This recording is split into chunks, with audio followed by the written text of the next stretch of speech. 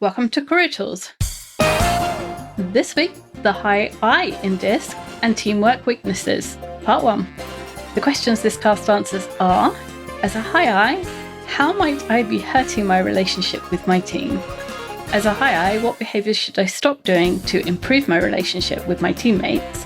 And as a high I, what behaviours should I start doing to improve my relationships with my teammates? This is one of a series of casts about DISC, and we're going to put this short explanation in each time before the casts because not everybody knows what DISC is. So if you don't know or you want to find out more about it from Manager Tools, you can listen to this. And if you've already heard it, you can just skip to the cast. Exactly. And folks, DISC is a self-assessment that measures how you naturally behave when interacting with other individuals, at least when you're not thinking about it. William Marsden identified 4 behavioral styles back in 1928. They were dominance, influence, steadiness, and conscientiousness, a la DISC. And since then, many companies have developed DISC assessments, including us here at Manager Tools, but MTDISC itself differs from many of the other assessments. It's more than an assessment. It's an eye-opening, game-changing, career-accelerating revelation. And I think we say that because all of us here have found it to be that when we found it the first time. Oh, yeah. It certainly was for me. So we have 3 podcasts which describe each of the styles, D, I, S, and C. And we have podcasts that describe how each of the styles act in particular situations, like the one that's about to follow. And we will link to them from all of the podcasts in this series. But first, you have to know what your profile is. So? The MTDISC assessment starts with a 20-minute online questionnaire. It's very affordable. All you're going to do is answer 28 questions about your preferences, and you'll be delivered a customized 40-page-ish, they're all different lengths, I think, report unpacking your strengths, weaknesses, and tendencies in clear and actionable behavioral language. No theories, no psychobabble. The MTDISC report will give you tailored insights to help you in terms of your communication behaviors. And what I really like about DISC and our reports in particular is they're a language you understand because there's no psychobabble, and they're super simple to remember and communicate with other people about. So if there's a bunch of you that learn it, you're all talking the same language very quickly. Yeah. The power of MTDISC lies in what follows, because unlike other DISC tools, your report compares your styles to the other profiles with specific guidance on adapting your communication behaviors so that you can collaborate more effectively. And when you apply them, that's when you see how MTDISC transforms your relationships. Because, folks, the thing about it is, it doesn't actually matter what your natural tendencies are, because your natural tendencies are ones you can change anytime you want to change them, which will, in turn, be the theme of this series of podcasts and everything else, basically, that you hear from Manager Tools. With MTDISC, you'll learn how to adapt your natural communication style to achieve effective outcomes in every interaction. And people are everywhere, so you can practice all the time. All the time. Constant. If you'd like to find out what your DISC profile is, you can just go to the website and purchase it for yourself or an entire team. You can buy in bulk through the website and have the option to distribute to your whole department or a company. And like I said, when everybody, a whole organization understands the MTDISC language, it's amazing how much it impacts communication and collaboration. And there are a wealth of other resources on our website as well that will help you continue this path of better workplace relationships.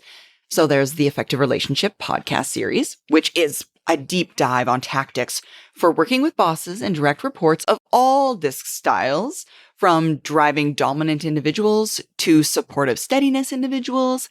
Through real workplace scenarios, you're going to learn what to say and what to do to be more successful. And then we have a training called the Effective Communicator, and we have a bunch of ways in which we deliver it to fit your budget and your availability. So we have a video product as an on-demand and low-cost option. And then, Sarah, you delivered all of the others.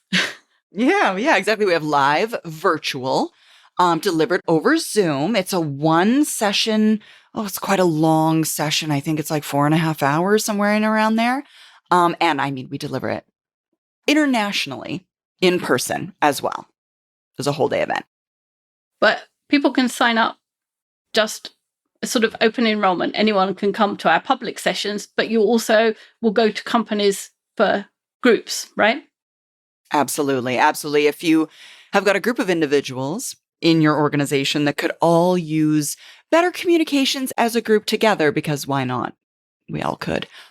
We also do come on site as well to work with organizations, groups of people to help them as an organization, department, company communicate better together.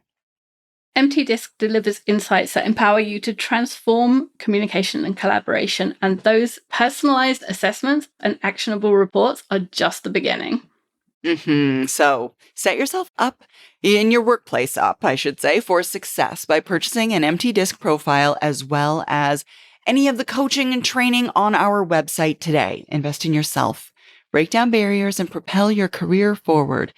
MTDISC is really a revelation for many people and the secret to a positive communication and teamwork environment within your organization. We're starting all of these DISC profile casts the same way because the message is the same for every profile. There is strengths and weaknesses for every profile. Depending on the situation and the people in the room, the natural behaviors of one or other of the profiles may be more or less efficient or useful in achieving whatever the objective is in that room. And that doesn't mean that only one of the profiles can achieve the objective, whatever that objective is. If you think that the objective is best achieved by a high S, that doesn't mean only the high S can achieve that objective. Any one of the profiles can achieve that objective if they think about their behavior and they adapt their behavior to be more high S-like. So it doesn't matter what profile you are.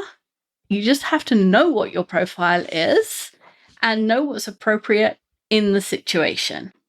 So you can't be proud that you're a high I, even though you want to be, and you don't need to be worried that you're a high I, which I'm sure you're not.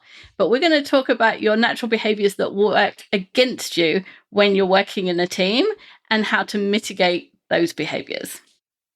The outline for today's cast is first, master your weaknesses, then focus your enthusiasm and efforts, followed by meet deadlines and follow through on tasks, pay attention to details, and estimate, don't guess.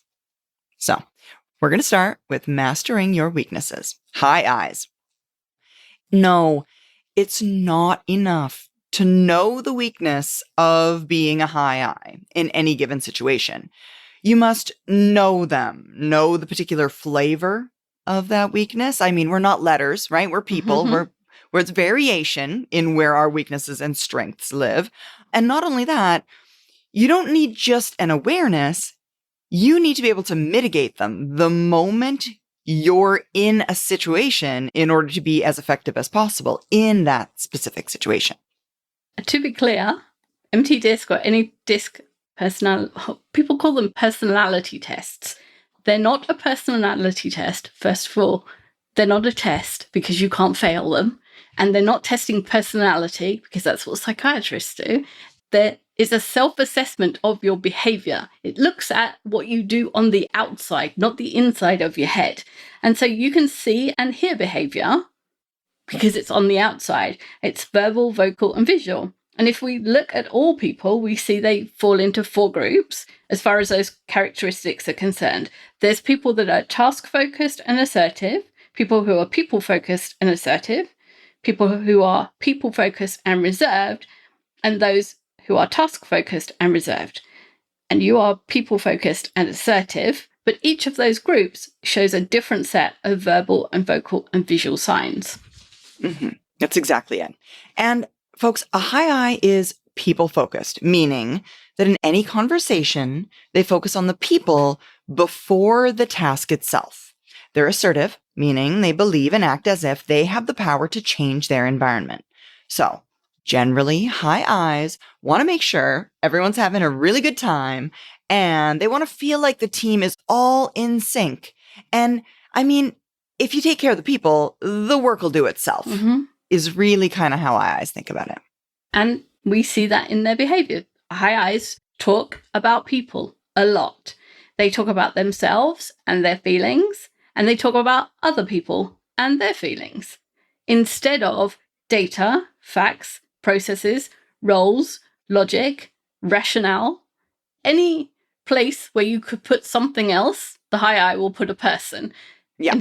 Instead of talking about how something gets done, they say, Joe does it. And as if that's the entire answer. And high I's chat a lot about those people, and they expect you to chat with them about those people. They share their relationships with you, and they expect you to share yours with them. So if you say, oh, I've got a problem with something, and they say, oh, I know someone in that department who will help you out. When they have a problem, they feel slighted if you do not share your relationship with someone, or refer them to someone who you know could help. And don't be surprised at all if a high I goes off on a completely irrelevant tangent, because if you're having a good time, it's not irrelevant. It's relevant as long as everybody's having a good time.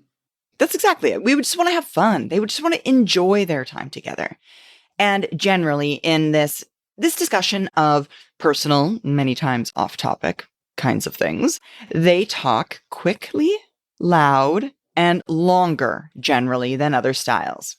They tend to interrupt while other people are speaking because high I's are just so excited to share their stories. Plus, the thing about high I's is they're not fully 100% listening to your story anyway. So if while you're talking, they also interject and they talk at the same time, it's essentially twice as fun and we're accomplishing the same thing. We both get to talk about things that are cool that we love. Yeah. And high I's are famous for their exaggerations. If you've ever heard a person in a meeting be like, oh my gosh, I'm starving. Like, I am literally starving to death. I'm going to die. That's immediately, you're like, that's a high I. There's no way. You're like, seriously, no. First world country. You're going to be fine. We just have to wait for this meeting to be over. We can all go for lunch. That is a high I thing. And the thing about I's, and this is, in my opinion, where it kind of gets tricky with work, is numbers are fluid. So, for example, for a high I, $1 million is at least $5 million. They tend to exaggerate, which becomes problematic to other styles in the organization. Visually, high I's make large gestures, a lot of eye contact, smile all the time, and very, very animated faces. And they move around a lot as if they're constantly distracted, in part because they are constantly distracted. Yeah. You could spot a table of high I's at a lunch, if in a lunch venue. It would be the most animated set of people in a lunch venue. Like, if you, at dinner, some of those people might have been drinking, but at lunch, if you assume nobody's drinking, the most animated set of people with their arms waving around and making a lot of noise, those are the I's. A lot of noise. I was going to say, everyone looks over at them periodically because they're so loud. Yeah, those are the I's. But as an I, your behaviors make sense to you. But some of those behaviors are detrimental to working in a team. So, for example, as an I, you are rarely concerned with the details. You're moving fast. The facts don't matter as much as the people, right? Yeah. It's a bit, as long as we've got pizza, who cares, right? And who cares about decimal point? Like, it was a 40-page PowerPoint. There was one decimal point in the way. Like, seriously, stop Basically doesn't count. Yeah. Stop being so picky. Yeah. Who cares? So it's not exactly the same color red. Who cares, right? Yeah. But that's not how other people see it. Exactly. While high I's tend to think of themselves as that big picture idea, I'm a strategy person, other people don't describe you as the big picture idea strategy person. They tend to describe you as careless, sloppy, and unprofessional. An individual who's got ridiculous, pie in the sky ideas that are absolutely impossible to implement. Generally, people on the team think that we'll never achieve any of these delusions you're dreaming up because they are impossible, and especially impossible if you can't even produce accurate slides to brief the team at a weekly team meeting. You think you're the helium balloons pulling the team up, when in fact you're perceived as the anchor pulling the team down by some of the other profiles. So you have to know that's possible, and then you have to know what to do to mitigate it. So first of all, that's probably a shock to you. Yeah, I was going to say, I've had an I in my life who has actually said of certain interactions the two of us were in together, I've never found myself in a situation before where the other people around me didn't just love me. This is the weirdest thing that's ever happened to me. And it's because of all of these things. Because they were used to working in an environment with many more high I's, and high I's, I want to say, have forgiveness for those high I type behaviors. And not just forgiveness, in my opinion, Wendy, but there's a joy. There's an expectation of it, going back to what you said earlier, right? Like you want that counterplay between two people. So when high I's are together, high I's value you and see your ideas as being truly beneficial to the team. It's not until you find yourself in an environment where you're surrounded by people who are not high I's that these detrimental effects will be seen by you, the high I.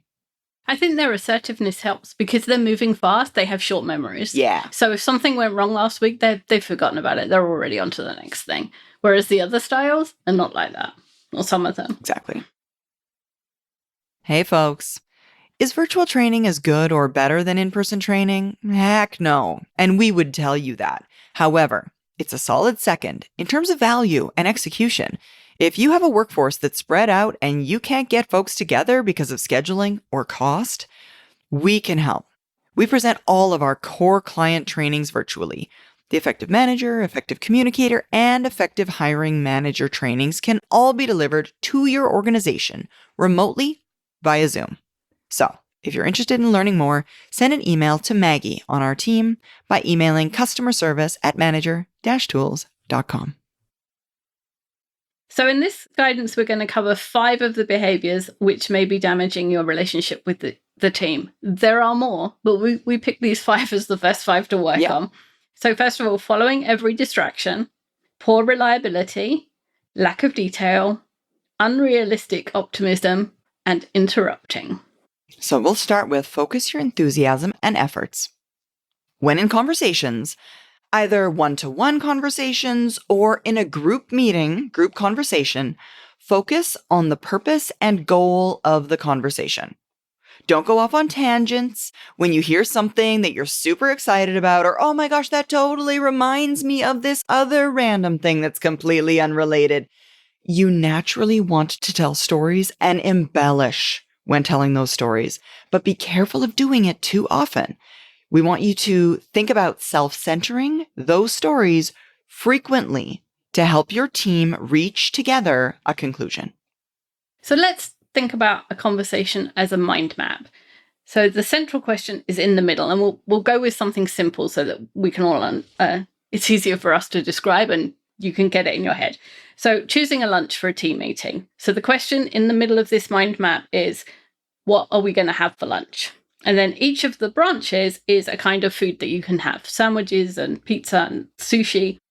And what happens to you is that someone mentions pizza and you want to go off down that branch and then down another branch about your favorite pizza place and down a twig of the time that you went there with a group, and then you're out on the farthest leaf and everybody else is still in the trunk thinking about where shall we go for lunch, and that's right. where we haven't even established to be. Pizza yet. Right. You're supposed to be there in the middle on the trunk, and you're on the farthest leaf. Exactly. And high eyes, this happens for perfectly logical reasons. It happens because you're just so excited and you want to share. But the entire time it's happening, no one else is speaking. The group isn't hearing about this new seafood place that the high S has found, or the fact that the high C knows that the pizza place that you're talking about has been well closed down by food inspectors. There's a limited time for any conversation, despite how you think about time, in that it stretches to fit your needs. And the entire time you're talking about something that's not a part of the central conversation itself, the team is missing out on relevant stories from other people about the central question. As useful as your stories are, wouldn't you agree that everyone else's stories are useful as well? And the problem is, if you share only your stories, no one else's stories will ever be heard. And what's more, they're not thinking, what a great guy you are to have such wonderful stories, to tell them so well, and to be willing to share them, which is what you think is happening.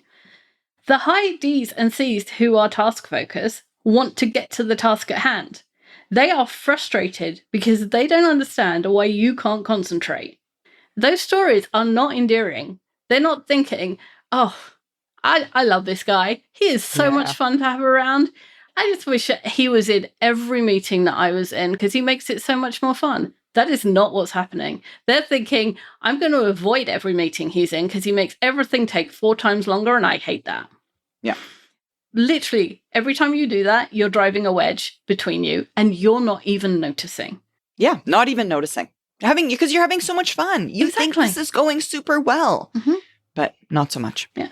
And the high S's who are reserved will not interrupt you because they are waiting for their turn to talk, and they will wait until somebody says to them, it's your turn to talk.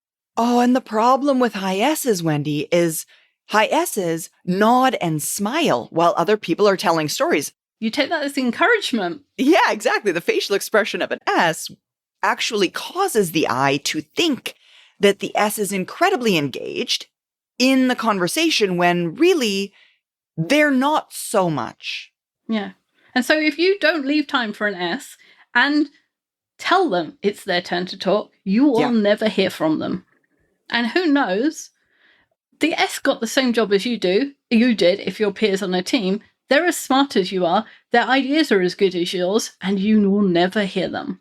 And they secretly resent you for not giving everybody an equal amount of time to talk because they prize fairness over entertainment.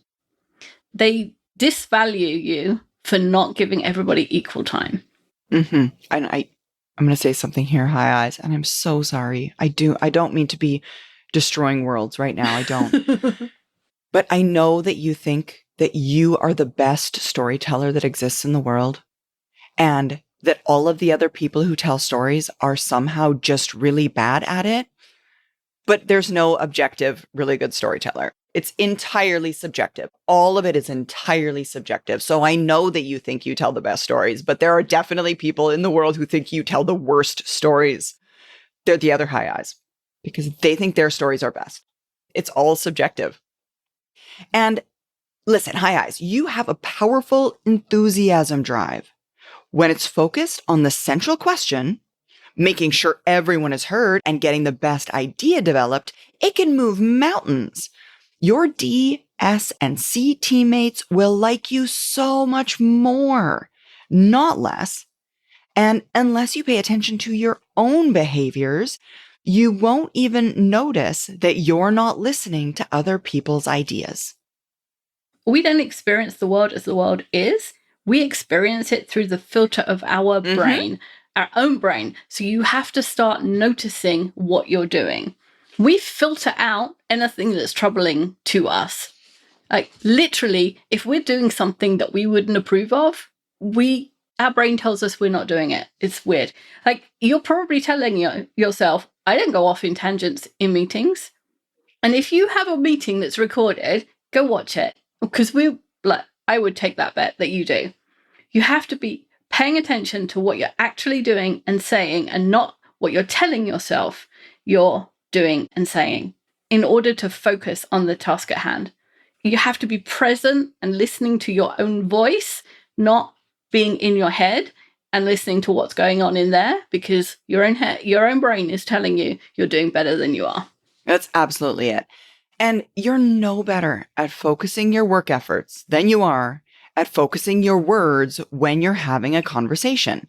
The thing is, high eyes, you prefer to jump from project to project, always in the ideation and initiation phase, but not the boring parts like planning and execution and, heaven forbid, implementation and closing. How dull. Ew, no one wants to do that.